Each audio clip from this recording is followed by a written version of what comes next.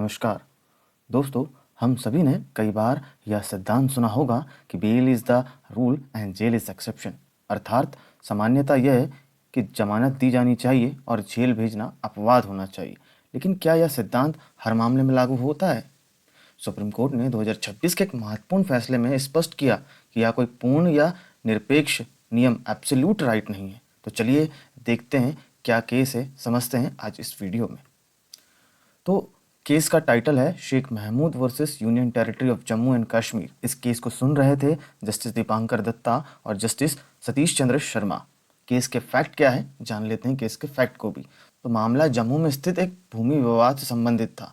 शिकायतकर्ता ने आरोप लगाया कि कुछ व्यक्तियों ने विवादित भूमि पर अवैध कब्जा करने के उद्देश्य से भूमि में प्रवेश किया, वहां उपस्थित व्यक्तियों को धमकाया तथा हिंसक हमला किया। इस हमले में शिकायतकर्ता के भतीजे को गंभीर चोटें आई, जिसके परिणाम स्वरूप उसकी मृत्यु हो गई। जांच चली। जांच के दौरान पुलिस ने हत्या, आपराधिक धमकी एवं आपराधिक षड्यंत्र से संबंधित धाराएं जोड़ी।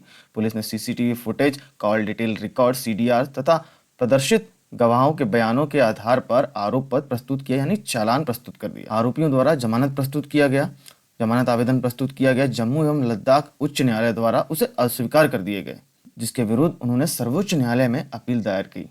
अब विधिक प्रश्न ये उठता है इसमें, क्या bail is the rule and jail is an exception का सिद्धांत प्रत्येक मामले में लागू होने वाला क्या एब्सोल्यूट नियम है? क्या हत्या एवं आपराधिक षड्यंत्र जैसे गंभीर अपराधों में केवल उक्त सिद्धांत के आधार पर जमानत प्रदान की जानी चाहिए? जमानत पर विचार करते समय न्यायालय किन किन कारकों को ध्यान में रखेगा, ये सुप्रीम कोर्ट ने बताया है।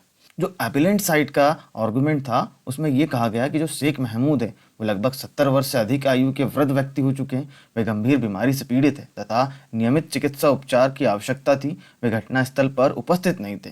किसी प्रत्यक्षदर्शी गवाह ने उनके विरुद्ध कोई विशिष्ट भूमिका नहीं बताई है। सीसीटीवी फुटेज में भी उनकी उपस्थिति नहीं थी। उनके विरुद्ध केवल आपराधिक षड्यंत्र का सामान्य आरोप लगाया गया था।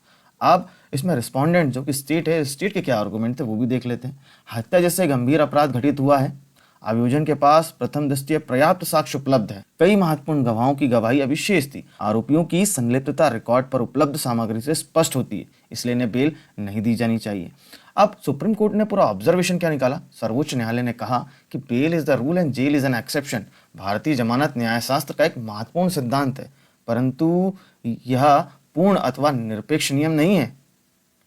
न्यायालय ने स्पष्ट किया कि जमानत पर निर्णय लेते समय निम्नलिखित कारकों पर विचार करना चाहिए। प्रथम दृष्टया मामला, प्राइमा फेसिया कॉज क्या है, अपराध की गंभीरता कितनी है, ग्रेविटी ऑफ ऑफेंस कितना है, साक्ष्यों की प्रकृति, नेचर ऑफ एविडेंस क्या है, अभियुक्त का आपराधिक इतिहास मतलब क्रिमिनल रिकॉर्ड क्या है अभियुक्त का, अभियुक्त की भूमिका क्या थी केस में, समानता का सिद्धांत पैरिटी के आधार पर, मुकदमे में देरी या डिले इन ट्रायल, आयु एवं स्वास्थ्य, एज एंड मेडिकल कंडीशन।